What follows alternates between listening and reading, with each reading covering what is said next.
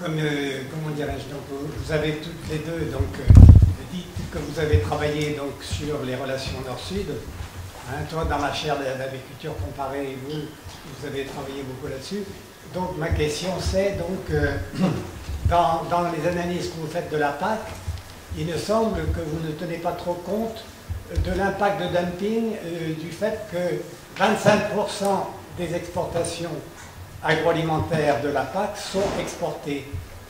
Et donc voilà la question. Donc ça fait un tort considérable. Donc évidemment aux paysans du Sud, notamment d'Afrique subsaharienne. Si vous ajoutez les accords de partenariat économique, la zone continentale de libre-échange, l'accord de Samoa qui va renouveler pour 20 ans, donc en aggravant les conditions d'application des accords de partenariat économique qui vont être étendus donc, aux accords dits disons aux services, à la concurrence, au marché public, à la propriété intellectuelle, aux investissements. Donc tout ça c'est très sombre pour l'avenir des pays d'Afrique subsaharienne.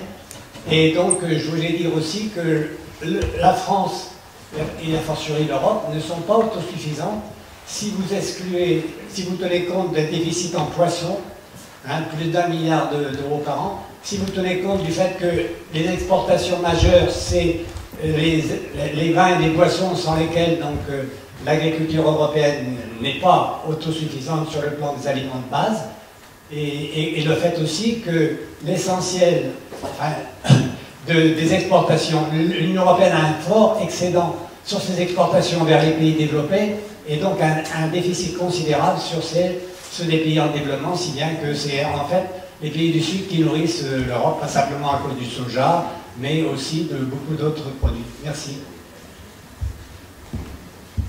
Comment on fait pour les deux?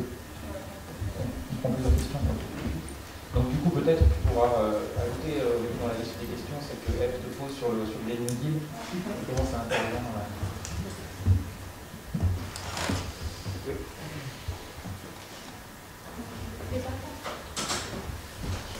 Oui, c'est très simple. Je voulais savoir quelle lecture vous faites de ce qui a apparemment est une victoire des paysans indiens qui ont lutté pendant plus d'1 an contre les lois de libéralisation du gouvernement Modi.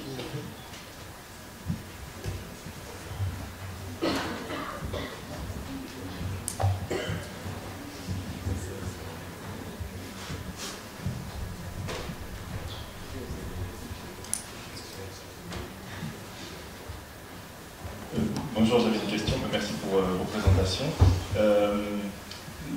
Il y a quelques temps, j'ai assisté à une présentation d'un collectif qui s'appelle l'Atelier Paysan, que plusieurs personnes connaissent ici, et qui aborde la question de l'agriculture, la paysannerie, autour de la question de l'objet technologique, de la technologie, non pas sur la question du foncier ou des pratiques agricoles directement, mais qui replace la question technologique au centre. Et dans leur présentation, dans cette journée, parmi les voies possibles, un petit peu de sortie de l'agro-industrie, est venue cette idée de ce concept de sécurité sociale alimentaire. Donc je voulais savoir ce que vous en pensiez. La façon dont l'atelier paysan le présente, c'est qu'il s'agirait forcément d'une initiative nationale. On aurait une forme par cotisation à un organisme, une forme donc d'accord de choisir collectivement son alimentation en connaissance de cause. C'est un petit peu ça le maître mot. Est-ce que vous pensez que ça pourrait fonctionner? Faut-il forcément que ce soit au niveau national? Est-ce qu'on peut expérimenter ça? Ouais, du coup, ça me permet de réagir peut-être déjà à ce que tu as exposé, Eve, parce que ça m'a fait penser à beaucoup de choses. Mais déjà sur la question du Green Deal, justement pour dire où on en est quand même de cette histoire de Green Deal, mais qui du coup revient à la question de verdissement, greenwashing. Pour le coup, le Green Deal européen a en fait une déclinaison dans le domaine agricole qui s'appelle Farm to Fork, enfin dans le domaine agricole et alimentaire, voilà, et qui est, de mon point de vue, mais du point de vue quand même d'un certain nombre de collègues, relativement ambitieux en fait, parce que par exemple, si on prend le bio, c'est 25% de surface qui devrait être en bio. D'ici 2030, on est à 8% en France, voilà. ou de baisse des pesticides, enfin des phytosanitaires de manière générale d'ailleurs, de 50%. Donc c'est des objectifs qui sont relativement ambitieux. Sur la réforme à venir, il y a quand même un rapport fait pour le Parlement européen par des collègues, qui a été coordonné par des collègues de l'INRA, la Bureau et Guillaumard, qui dit grosso modo qu'on est très loin d'atteindre avec la prochaine réforme ces objectifs-là. Mais surtout, c'est intéressant sur les rapports de force ça rejoint ce que tu dis sur les rapports de force entre les différentes institutions européennes et les États membres. Parce que, en fait, ce qui se passe, c'est que les États membres, et notamment la France pour le coup, ont tout fait pour que le Green Deal ne soit pas juridiquement contraignant pour la prochaine PAC. Donc dans les règlements européens, le Conseil des ministres notamment a réussi à faire sauter l'idée que ça puisse être juridiquement contraignant, contrairement à ce que voulait la Commission européenne qui, elle, suivait la feuille de route de Van der Leyen. Et ensuite, à l'échelle donc des États membres, le Parlement européen a demandé qu'au moins les plans stratégiques nationaux soient évalués au regard des objectifs. Donc si ce n'est pas juridiquement contraignant, au moins quand les plans sont prêts, ensuite c'est évalué parce que la Commission européenne va avoir un gros rôle vu que le Parlement et le Conseil des ministres, en gros, ont pondu des règlements très lâches. On dit que c'est à la Commission qu'on donne des marges de manœuvre importantes dans l'évaluation des plans parce que quand même les États ne feront pas ce qu'ils veulent. Donc le Parlement demande à ce qu'au moins ce soit évalué les plans au regard de ces objectifs-là. Et là, il y a une vingtaine d'États membres, donc je ne sais pas, ça a dû se décider dans ces derniers jours, mais je ne sais pas quelle est l'issue de la décision. Mais en gros, une vingtaine d'États membres sur 27, quand même, ont vraiment fait pression pour qu'il n'y ait pas une telle évaluation. Et la France est chef de file de ce truc-là. Hein. Donc voilà, ça montre aussi les rapports de force actuels. Et en gros, ce qui est intéressant, c'est quand même sur la question environnementale, pour le coup, de mon point de vue, si je reprends les différents intérêts ou groupes sociaux, la Commission européenne tient encore à ce compromis néolibéral et environnemental, quoi. Et finalement, propose quelque chose, mais qui est battu en brèche, notamment par le Conseil des ministres, qui lui est vraiment, pour moi, qui symbolise vraiment le compromis entre néolibéraux et néo-mercantiles, quoi. Parce qu'en réalité, à l'échelle nationale, ce qui prime dans la plupart des États membres, en tout cas les plus puissants, c'est ce compromis avec le syndicalisme agricole majoritaire. Juste une petite réponse sur les impacts. Alors, la sécurité sociale et l'alimentation, je te laisserai sans doute répondre. Non, c'est moi qui... Ah ouais, la patate chaude. Non, mais moi, je connais peu la sécurité sociale et l'alimentation. Par ailleurs, bon, je pourrais parler beaucoup de l'aide alimentaire, etc. Mais je pense que déjà, il y a beaucoup à faire sur l'aide alimentaire elle-même. Ou alors sur la manière d'agir, par exemple, par la restauration collective, qui pourrait être beaucoup plus un levier. Donc, bon, bref, moi, j'ai une façon différente, y compris dans la plateforme, on a une façon un peu différente de répondre à la question de l'alimentation et de l'agriculture, mais bon, y compris, alors là, je prends une casquette plutôt associative, mais on a une plateforme, bref, on a un collectif qui s'appelait Plus jamais ça avec la CGT, etc., où... Nous, la sécurité sociale de l'alimentation, elle ne passe pas auprès des syndicats de salariés, je le dis franchement, enfin, parce qu'il y a des gros débats là-dessus, des grosses controverses. Voilà, c'est le fait d'avoir des sécurités sociales secteur par secteur. En fait, pour des syndicats de salariés, c'est aussi abandonner l'idée de la hausse des revenus, des minima sociaux, etc., qui doit être le premier levier d'atteinte des besoins humains fondamentaux. Bon, je vous fais vite fait le débat. Mais enfin, voilà, je ne répondrai pas plus, et puis je ne connais peut-être pas assez pour quand même être... voilà, j'imagine que vous aurez des réponses à ça. Juste sur les impacts nord-sud, pareil, là, je n'ai pas beaucoup le temps de répondre, mais sur l'Inde, en plus, je connais trop peu. Voilà, mais du moins, en tout cas, ce qui est intéressant, c'est la réponse qui est donnée à ça par les différents groupes sociaux, on va dire ça comme ça. La plateforme pour une autre PAC, qui est pour moi le groupe socio-environnemental, voilà, répond quoi ? Répond à ça par une volonté d'orienter les aides vers les secteurs, vers les productions qu'on importe, justement pour, en gros, la recherche d'autonomie alimentaire autant que possible à l'échelle nationale et européenne, par la régulation des volumes de production, par l'agriculture économe autonome, c'est-à-dire aussi qu'on n'a pas vocation à nourrir le monde, mais qu'il vaut mieux que les pays du Sud soient soutenus, aidés, et surtout qu'on arrête de les pousser à ouvrir leurs frontières pour qu'ils puissent développer leur propre agriculture, leur propre souveraineté alimentaire. versus, moi j'ai eu un débat par exemple avec le directeur de la GPB il y a un certain temps, donc c'est la branche céréalière de la FNSEA, voilà, mais je veux dire la FNSEA garde un discours très clair là-dessus qui à mon avis en parfaite... Enfin, à mon avis, là, il y a un compromis néolibéral, néomercantile qui est très clair, c'est les avantages comparatifs de chacune des régions.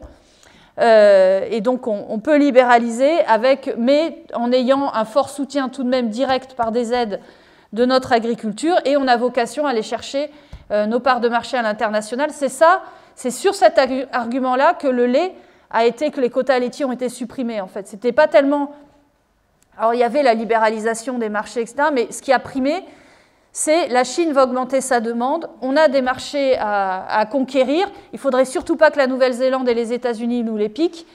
Et du coup, là, on a eu un parfait compromis néolibéral, néomercantile, quoi, et qui a fonctionné. C'est au nom de ça qu'on a supprimé les quotas, sur pression notamment de l'Allemagne, du Danemark, enfin, de tous ceux des Pays-Bas qui avaient vocation à aller conquérir ces marchés, et qui formaient une minorité de blocage, puisque tu parles de majorité qualifiée. Donc du coup, il y avait une minorité de blocage de pays. Il fallait une majorité qualifiée pour garder les quotas, et on ne l'a pas eu, quoi. Bon, par ailleurs, la France, dans son grand courage, je crois, s'est abstenue, donc forcément, voilà. Merci Aurélie. Alors, attends, moi je vais prendre ce micro-là, parce que j'aime pas tenir.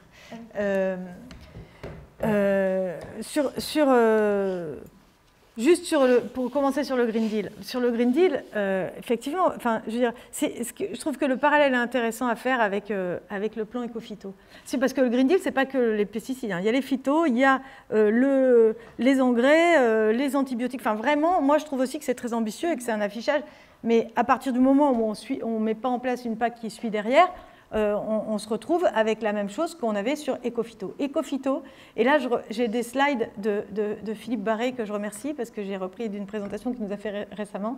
Le plan Ecophyto, ça a coûté depuis 2009 361 millions d'euros. L'objectif était très ambitieux aussi, hein, puisqu'on devait en 10 ans baisser de 50% la consommation de pesticides, mis en place des fermes de référence, et qui ont été très alors dans les fermes de référence, c'est-à-dire où on suivait précisément les pratiques agricoles, on a réussi à bien diminuer la consommation de pesticides, mais quand on regarde en France, eh ben, ça a plutôt augmenté. Si on regarde la tendance éco-phyto du premier plan, c'était censé être la baisse, ça a augmenté, donc super efficace le plan éco-phyto. Et le deuxième plan éco-phyto, puisqu'on s'est dit « Ah, ça n'a pas du tout marché éco-phyto, on va en refaire un », et bien voilà où on en est pour l'instant. Donc en gros, ces affichages d'objectifs sans derrière la batterie d'instruments de politique publique qui suit et qui sont cohérents avec les objectifs, eh ben, ça ne marchera jamais. Donc, je veux dire, c'est sûr que là, c'est un échec majeur de ne pas avoir réussi à...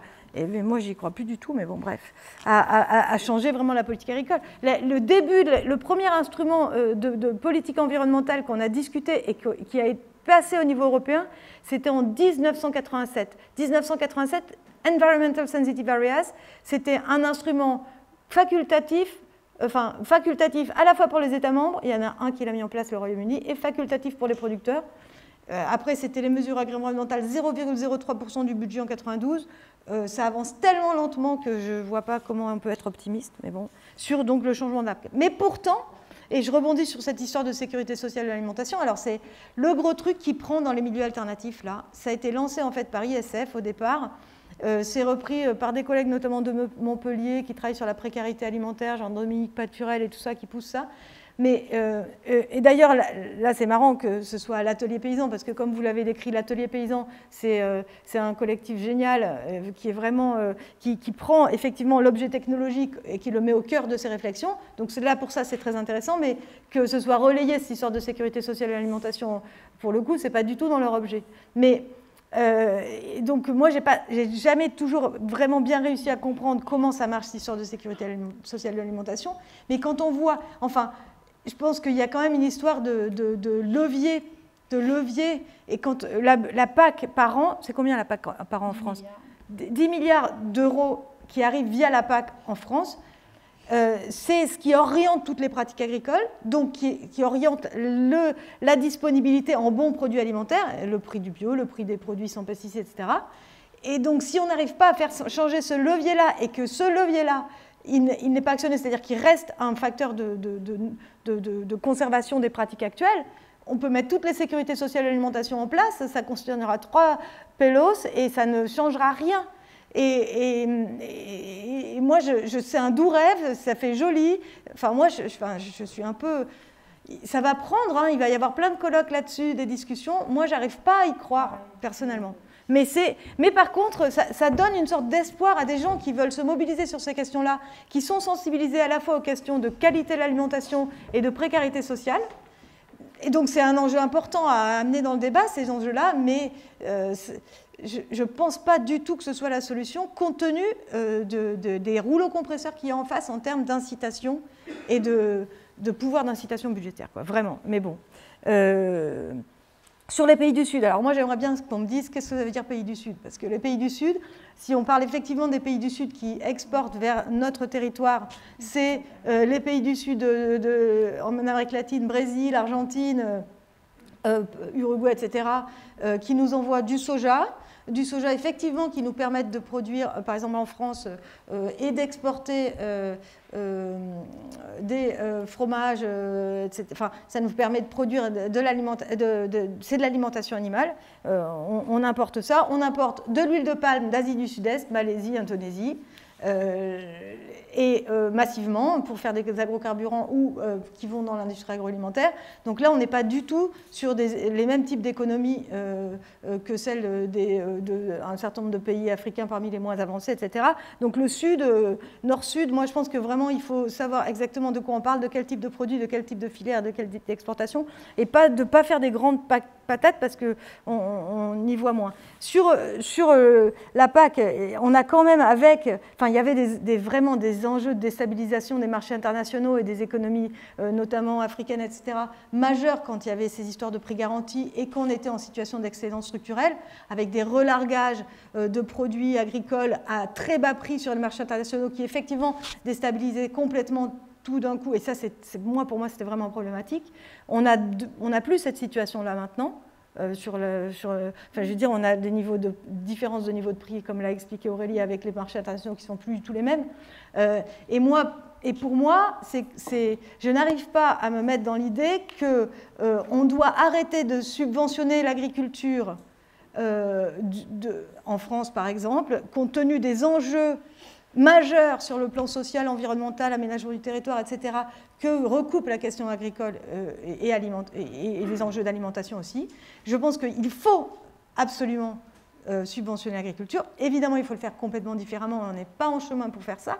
Mais dire, un paysan africain, si on compare un litre de lait produit en France, ou une tonne de céréales produite en France, les soutiens qu'ils ont, encore une fois, il faut critiquer ce type de soutien, le type de céréales qu'on produit et la façon dont on les produit, mais comparer ça avec les aides que n'ont pas les pays du Sud, évidemment, parce que c'est des économies qu'on a complètement déstructurées avec les plans d'ajustement structurel, il n'y a plus de politique agricole, il y a eu des déclarations récentes là dans les débuts des années 2000 pour relancer les politiques agricoles en Afrique avec les déclarations de l'Union africaine, etc. Mais en gros, il n'y a pas de budget, il n'y a rien. Et puis, toutes les politiques de la Banque mondiale et tout ça ne vont pas du tout dans le sens de mettre en place de vraies politiques agricoles. Donc, je trouve que c'est complètement... ça fait des sortes de hiatus politiques. On ne peut pas comparer...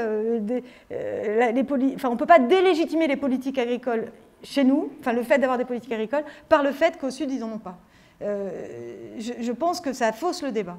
C'est un peu de la même façon que les agronomes qui nous disent, qu'on imagine qu'il faut moderniser l'agriculture africaine de la même façon qu'on l'a faite ici.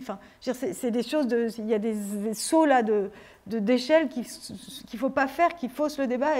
Alors c'est la mode, on fait de la global agronomie et tout, on compare tous des chiffres qui ne sont pas du tout comparables, des situations sociopolitiques qui ne sont pas du tout comparables.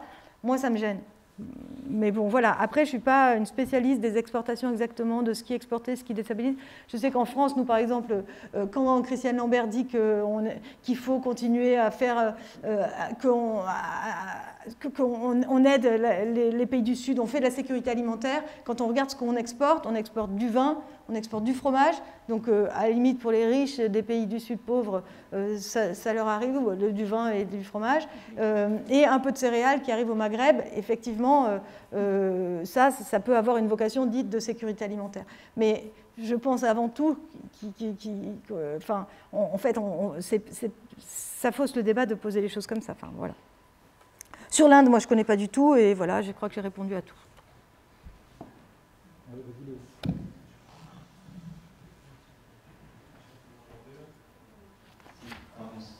Merci beaucoup pour vos présentations.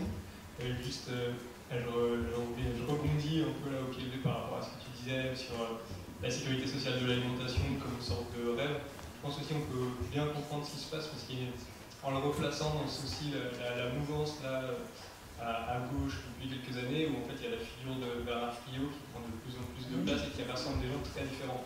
Et par rapport au schéma que tu montrais sur pour que des idées alternatives puissent être prises en compte, il faut qu'elles soient visibles. Je pense que c'est quand même un véhicule de visibilisation assez énorme qui rassemble des gens très différents, donc pas forcément à disqualifier d'entrée.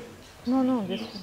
Après, vu que le ton général est très optimiste, je voudrais apporter quelques nuances encore plus pessimistes, puisque Aurélie disait il n'y a même pas de tentative de greenwashing avec cette patte-là. Alors c'est vrai à l'échelle technique, quand on regarde dans le détail, etc. Et après au niveau de la communication mystérielle et autres, alors là, on est vraiment dans le déminage discursif dont parlait Ève. On a entendu parler d'une PAC de la haie et de la protéine, alors qu'en fait dans les détails, là ce qui est en train d'être prévu, notamment avec la mise en équivalence de HVE et bio, c'est que 1 mètre linéaire de haie, ça fasse 100 mètres carrés d'équivalent de surface intérêt écologique. C'est-à-dire qu'à ce prix-là, la Beauce devient éligible à des aides de bocage. Et puis, le ministre a remis sur le devant de la scène là, avec la COP26 4 pour 1000, qui était bien dans les tiroirs depuis plusieurs années, en disant non, on va remettre ça en avant, etc. Donc voilà, il y a quand même bien une tentative de verdissement dans le discours. J'ai trouvé hyper intéressant l'idée de prendre en compte les exonérations fiscales dans les aides attribuées à l'agriculture. Et pareil, pour aller encore un peu plus dans la critique, l'idée de verrouillage, je trouve, est très intéressante parce qu'on s'intéresse à la fabrique des politiques publiques, mais finalement, elle est peut-être un petit peu trop rassurante si on considère la dynamique du contenu de ces politiques-là, parce qu'en fait, ça donne une idée de quelque chose de statique. Alors qu'en fait, c'est pas du tout statique, et il y a vraiment des politiques proactives, notamment pour tout ce qui est agriculture high-tech, la French Agritech, il y a un programme qui a été lancé en septembre, la bioéconomie, et donc il y a des acteurs sur ce devant-là. Et en plus, là, il faudrait justement avoir cette comptabilité des exonérations qui est très importante, parce que derrière, des grands acteurs comme la BPI, comme des mesures mises en œuvre pour les startups, et ça correspond aussi à un discours beaucoup plus large qu'uniquement l'agriculture, mais toute une philosophie de l'exécutif depuis 5 ans maintenant. Super, merci Léo, c'est bien, ça nous remonte encore plus le moral.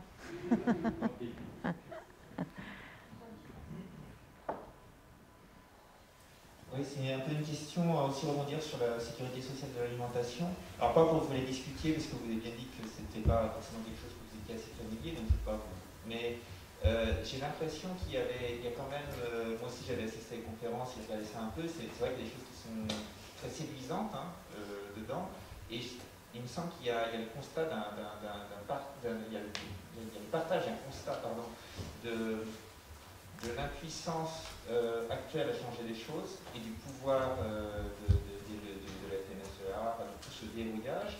Et ce qui était intéressant, c'est qu'ils proposent une stratégie en disant par l'alimentation, on pourrait avoir tous les acteurs consommateurs qui vont pouvoir peser dans un rapport de force.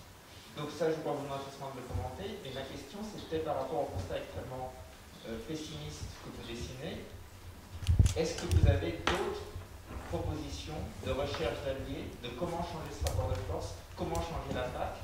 Donc vraiment, est-ce qu'il y a d'autres perspectives d'action dans lesquelles on peut jouer justement les scientifiques ou possiblement dans le plan de la développement? Merci. Il y a une question?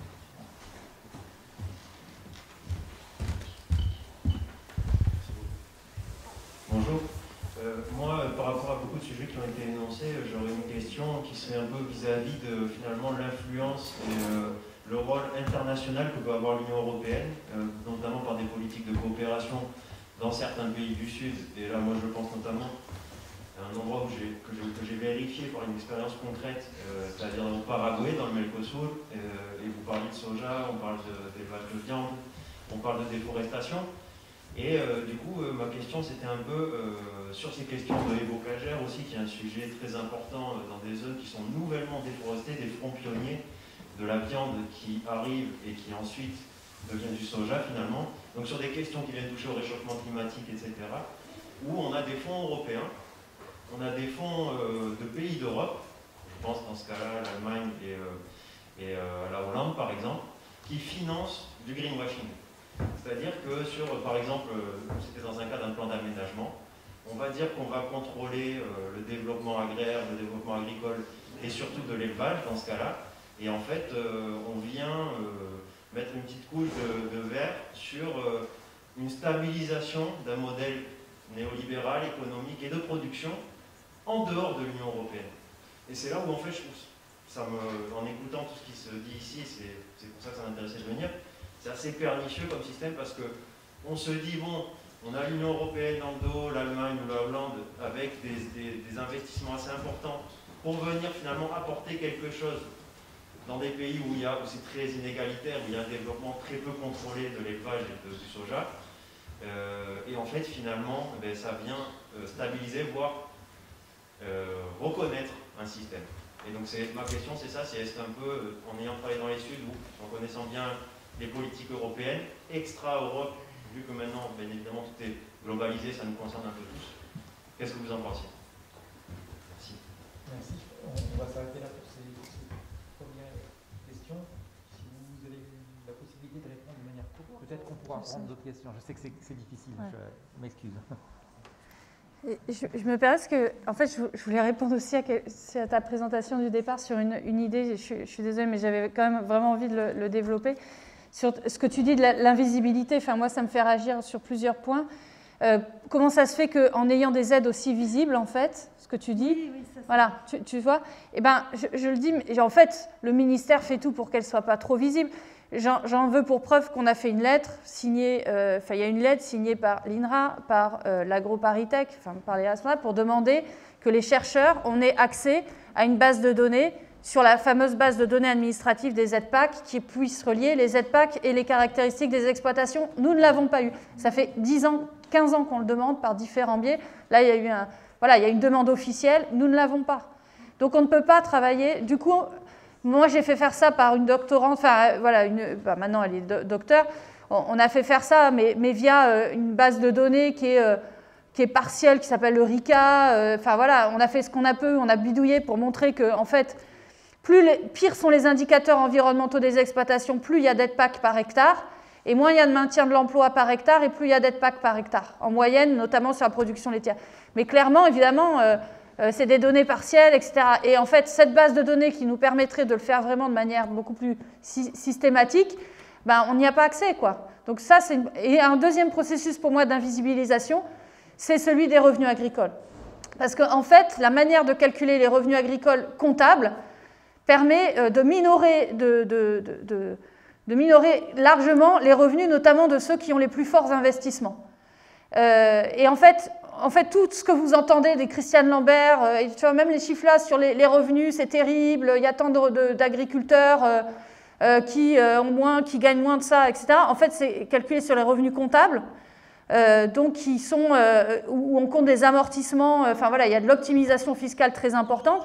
En fait, nous, on se rend compte dans les diagnostics agraires qu'en général, les revenus sont quand même un peu supérieurs. Mais ce qui prime, et ce qu'on ne dit pas, mais c'est ce que tu dis toi, c'est que en fait, c'est un secteur économique où les inégalités de revenus sont extrêmement importantes.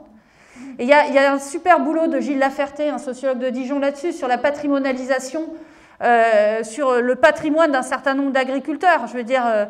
et qui montre qu'il y a des agriculteurs bourgeois, comme il dit, enfin voilà, il y a vraiment un secteur agricole bourgeois avec une très forte patrimonialisation qu'on passe sous silence, et ça va mieux de dire « Ah, nous sommes tous Voilà. En fait, il y a des énormes inégalités et le deuxième problème, c'est la volatilité des revenus. Mais cette volatilité des prix et des revenus, seuls ceux qui ont la trésorerie la plus puissante peuvent tenir, plus quand même ceux qui sont dans les pratiques économes autonomes. Mais là aussi, c'est passé sous silence. Le fait que, par exemple, après la crise laitière 2008, 2009, 2010 et celle de 2015 à 2017, qui, dans les chiffres de l'Institut de l'élevage, il le montre assez clairement, qui c'est qui a tenu soit ceux qui avaient soit les plus grandes exploitations, soit ceux qui étaient en agriculture économe et autonome, ou le comté parce qu'ils ont une forte, soit les systèmes pochons, etc., soit ceux qui sont en bio ou système comté, etc. Et ça, c'est une autre forme d'invisibilisation, c'est qu'aujourd'hui, il y a des travaux solides qui montrent, notamment avec le réseau des CIVAM et les chercheurs qui sont associés, le fait qu'on peut avoir une agriculture qui crée plus de valeur ajoutée, qui préserve mieux l'environnement, qui préserve mieux l'emploi. Mais en fait, ces études-là, elles sont quand même largement passées sous silence ou invisibilisées. Parce qu'évidemment, il ne faudrait surtout pas montrer qu'on peut... Alors ça, c'est pour donner une touche positive quand même, c'est qu'on peut en fait. Voilà, techniquement, on peut, mais en fait, voilà. Et dernière chose pour répondre sur comment on peut faire aujourd'hui. Bon, moi, c'est vrai que la plateforme pour une autre PAC, c'est justement l'idée d'abord que la Confédération paysanne ne pèse que 20 à 25% des votes aux chambres d'agriculture, pour être clair. Que l'alliance avec la coordination rurale, elle est très compliquée, bon, voire infaisable, et que du coup, il faut faire une alliance beaucoup plus large qui est de dire, en fait, les questions agricoles alimentaires, c'est pas que les agriculteurs, c'est pas possible que ce soit le seul rapport de force des votes à la chambre d'agriculture qui fasse qu'on décide de politique agricole, quoi. Parce que c'est l'alimentation, c'est les paysages, etc. Donc l'idée, c'est d'une alliance large, et franchement, quand on regarde la plateforme, ça pèse très lourd, en fait, en nombre d'adhérents, en nombre de... Voilà, c'est des grosses ONG de WWF jusqu'à Greenpeace, les CIVAM, etc. C'est très très large, la FNAB, l'Agribio et compagnie. Mais malgré ça, et moi je suis assez... Alors, ça monte en puissance, en degré d'expertise. Il y a des fonds de fondations privées, pour être clair. Heureusement, je le dis franchement, heureusement, il y a la Fondation Carasso. Il y a un certain nombre de fondations qui aujourd'hui financent. Donc sans ça, ça ne marcherait pas. Mais malgré ça, ça dépend énormément des couleurs politiques de chaque État, puisque maintenant, chaque État a énormément de marge de manœuvre. Et là, avec le gouvernement qu'on a et Julien Denormandie, je veux dire, les choses sont bloquées, quoi. Donc, il y a d'autres pays dans lesquels, par contre, pour finir là-dessus, pour finir sur une touche positive, il y a des changements. Parce que la renationalisation, ça permet au moins qu'au sein d'un pays donné, il puisse y avoir une redistribution d'aides importante, parce que maintenant, on peut faire on peut redistribuer les aides à peu près comme on veut au sein de chaque État membre. Et par exemple, l'Espagne, qui était vraiment dans un truc hyper... on reste sur la distribution d'aides de 92, et bien là, avec le gouvernement de Pedro Sanchez, ils vont décider là d'une vraie redistribution des aides, d'une convergence, d'une harmonisation des montants d'aides, tout ça. Donc comme quoi, il y a des choses qui peuvent bouger, mais c'est vrai que ça ne bouge plus qu'au niveau national. Mais quand même, et je finirai là-dessus, avec ce qui pèse quand même, c'est le fait qu'on a renationalisé sans régulation de marché à l'échelle communautaire, et quand même, il y a ce dumping environnemental et social qui prévaut, avec quand même quelquefois quelques petites bonnes nouvelles, comme ce qui se passe en Espagne, quoi. Voilà. Ouais. Moi, je répondrai d'abord sur la question du rôle international de l'Union européenne. Moi, je suis tout à fait d'accord qu'il faut alarmer sur ces questions-là. Et d'ailleurs, tout à l'heure, quand j'ai parlé de soja et d'huile de palme, je voulais le mentionner. Je ne l'ai pas mentionné parce qu'en fait, en important du soja et de l'huile de palme, on importe... Alors, c'est le gros mot à la mode, on fait de la déforestation importée, c'est-à-dire qu'on importe de la déforestation qui se fait à des milliers de kilomètres. Et puisque pour produire tant du soja que de l'huile de palme, on déforeste d'abord, où il y a des enjeux de compensation qui font que ça se traduit par la déforestation. Et là, l'Union européenne, en effet, est active, alors à la fois dans du greenwashing, à la fois par des enjeux de projets qu'ils mettent en place au sud, ou dans ces pays-là, disons, pour ne pas utiliser ce mot sud, mais aussi par des enjeux réglementaires. Typiquement, sur huile de palme ou sur soja, c'est deux secteurs que j'ai beaucoup étudiés. Il y a la mise en place par des nouvelles formes de coalition entre industrie agroalimentaire et grandes ONG type le WWF, qui mettent en place, qui ont la vocation de mettre en place alors typiquement des formes de concertation excluantes, c'est-à-dire c'est des formes d'initiatives qu'on appelle multi-stakeholder initiatives, là, où il y a tout le monde qui peut venir, tous les gens concernés par la filière, donc les petits qui souffrent, les petits agriculteurs, les traders, on met tout le monde, enfin les intérêts environnementaux, les gens qui s'occupent de déforestation, tout ça, des importateurs, des ONG environnementales, bref.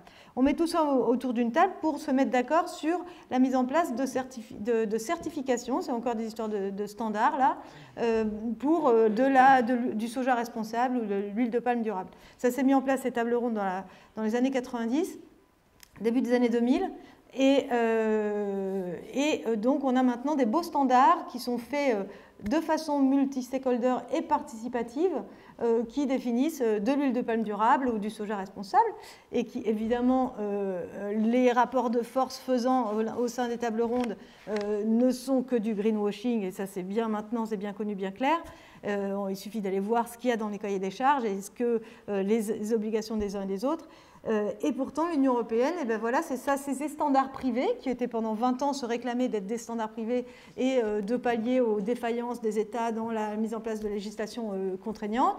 Donc ces standards privés volontaires très light, greenwashing, ils se retrouvent dans la législation européenne, typiquement. Maintenant, alors il y a une stratégie française de lutte contre la déforestation, stratégie nationale de lutte contre la déforestation importée. Et donc, en gros, c'est l'importation de ces standards privés dans une politique publique, ce qui se fait déjà au niveau européen dans la directive biocarburant, par exemple. On n'importe que du soja qui est labellisé, ou du soja, huile de soja ou huile de palme labellisé durable par ces dispositifs de greenwashing. Donc, on a un entérinage, je sais pas comment dire, l'Union européenne entérine à travers la reconnaissance par sa réglementation de ces standards privés des formes de greenwashing. C'est absolument important, effectivement, cette dimension-là. L'autre chose que je voulais dire, c'est répondre à la question sur l'alimentation. Moi, je vous renvoie vraiment à cet ouvrage qui est largement écrit par d'autres auteurs sur quand l'alimentation se fait politique, que j'ai co-dirigé avec Laura Michel. Vraiment, c'était notre point de départ, c'est-à-dire de se dire les ONG environnementales qui essayent de se battre pour verdir les politiques agricoles depuis des décennies se sont plantées, on n'y arrive pas, ça ne marche pas. Gageons qu'avec l'alimentation qui nous concerne tous au quotidien 3 fois par jour, on arrive à faire un levier important et qu'on arrive à politiser cet enjeu alimentaire. Alors, effectivement, c'est un beau pari, je pense que c'est ce qu'il faut faire, et je pense qu'enfin, notamment les journalistes se saisissent de ces questions-là, font des émissions qui font bouger les gens, etc. Il y a plein de... Il y a par exemple, une sorte d'accident de la loi agroécologie là, de Le Foll, qui s'appelle les projets alimentaires territoriaux. C'est une ligne, c'est 3 lignes dans ce projet de loi, c'était 2012, qui introduit, alors c'est une députée écologiste, Brigitte Allain, qui a introduit ça au détour d'un truc où il n'y avait pas grand monde dans l'Assemblée, c'est passé, les projets alimentaires territoriaux, c'est l'idée de reterritorialiser l'alimentation, ça prend 3 lignes, donc c'est pas très défini. Ça a eu un succès, alors c'est complètement inattendu, c'était pas du tout dans la loi au départ, c'est un succès majeur, il y a plein de groupes qui s'en saisissent, et donc, il y a plein de gens qui veulent se saisir de leur question alimentaire. Donc moi, je pense que c'est important. Mais quand on regarde qu'est-ce que c'est le PAT, c'est une politique de labellisation avec très peu de budget derrière et avec des gens qui se mobilisent, des formes de récupération, là encore, notamment par les chambres, qui revalorisent derrière des PAT des enjeux de filière tels qu'ils les abordaient au départ. Donc ça, il y a une grosse partie des PAT qui sont en fait des mises en place de projets par les chambres d'agriculture pour bien structurer leur filière, donc des approches pas du tout agroécologiques, pas du tout transversales, pas du tout de reconnexion des différents problèmes environnementaux avec les problèmes sociaux, etc. Non, des enjeux de filière et de valorisation de produits. Donc ça, c'est canalisé comme ça. Et puis sinon, ça n'a pas d'argent, donc c'est bien parce que les gens, des collectifs de parents d'élèves se sont formés. Il y a la Fondation Carasso qui finance un petit peu des projets de pâtes comme ça. Bon, ça commence à émerger, mais c'est très marginal. Et l'autre chose, alors l'autre variable qui est importante autour de ces questions alimentaires, effectivement, et on a toute une partie là-dessus dans le bouquin, c'est les collectivités territoriales. Les collectivités territoriales, c'est-à-dire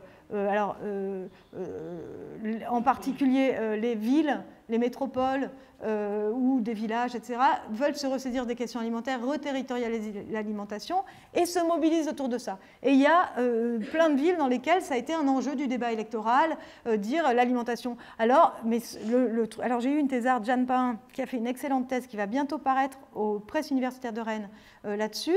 Elle comparait dans sa thèse 3 régions, Bretagne, Grand Est, Occitanie, et 3 villes, Rennes, Strasbourg et Montpellier, et regardez comment est-ce que ces collectivités territoriales qui se saisissent clairement et explicitement de l'alimentation pour faire changer notamment l'agriculture autour de chez elles, comment elles font et comment elles y arrivent ou comment elles n'y arrivent pas. On se rend compte qu'en fait, quand on regarde les conseils régionaux, donc ça devient des interlocuteurs très importants pour la politique agricole, les conseils régionaux, parce qu'ils sont autorités de distribution des fonds.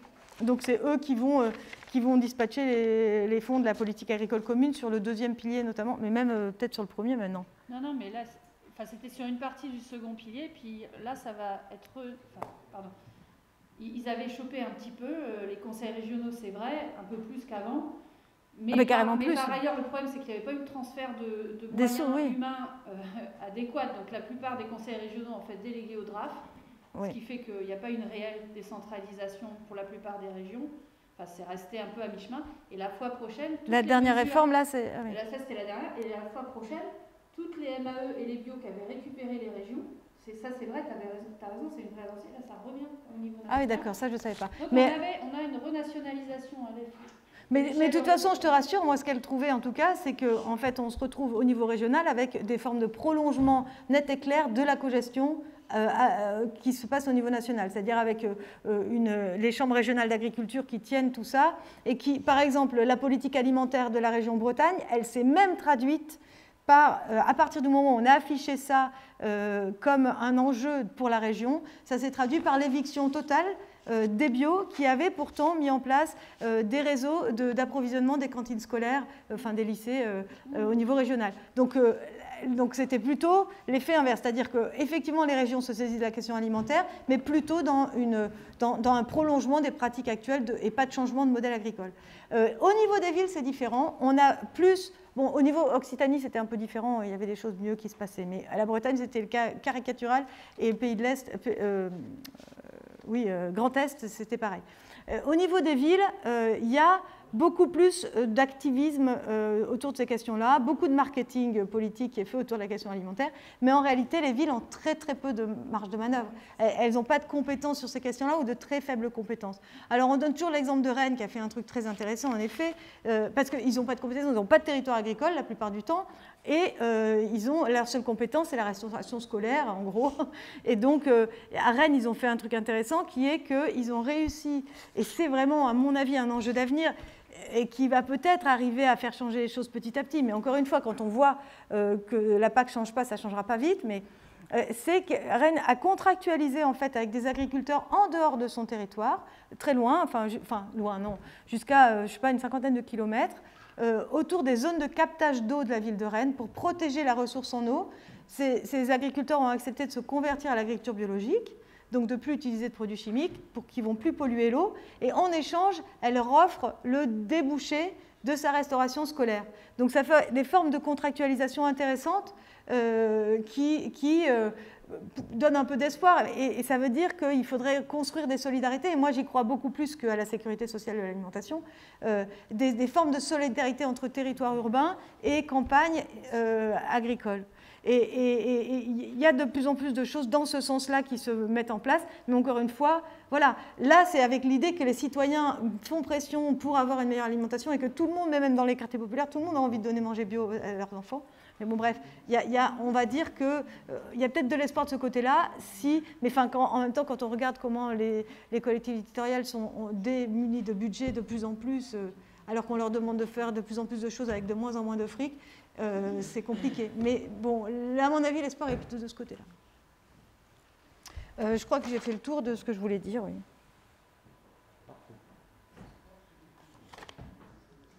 Ouais. Non, ouais, il y a juste deux petites dimensions moi, que je voudrais souligner, que j'ai pas eu le temps de souligner, mais voilà, vraiment en quelques minutes. Quand même, parce qu'on a parlé beaucoup de verdissement ou de greenwashing et de types de compromis qui se recomposent.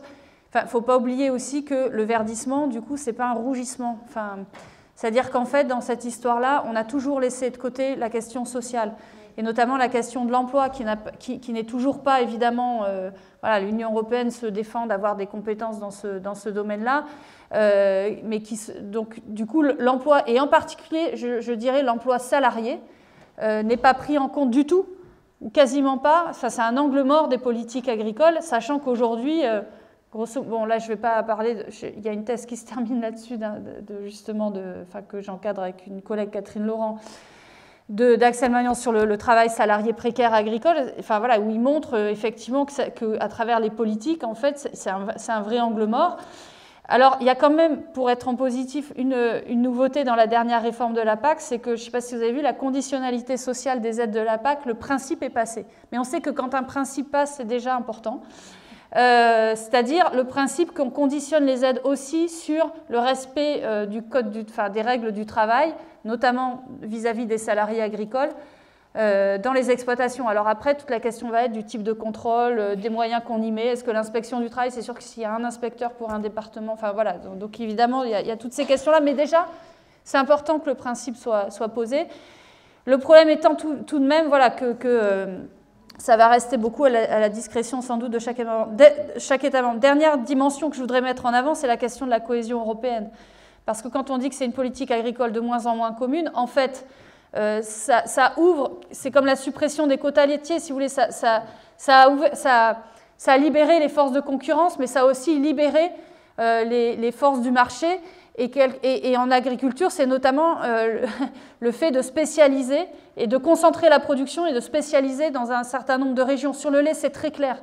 Depuis la suppression des quotas et la dérégulation de marché, on a vraiment une concentration de la production laitière dans certains départements, enfin dans certaines petites régions, qui posent des questions évidemment à la fois environnementales et sociales. Et moi, je finirai là-dessus, c'est-à-dire qu'on parle de verdissement, mais il faut bien voir aussi la question de la dimension sociale qui est quand même largement, je trouve, très absente. Y compris dans nos recherches, dans nos débats, etc. La question de l'emploi salarié et la question aussi des inégalités ou au contraire de la cohésion territoriale.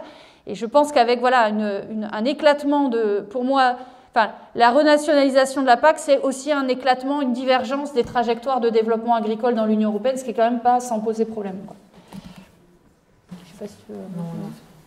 Oui, et puis, je suis désolé, il faut qu'on termine là. Je vous remercie toutes les deux pour vos interventions et tous ces éléments-là. Je pense qu'il y avait encore beaucoup de choses à dire, mais voilà, les contraintes de temps font qu'on doit s'arrêter là. Je vous remercie d'être venus et puis je vous dis à février, j'ai perdu la date, le 17 février, c'est ça, pour le prochain Sénécal. Merci.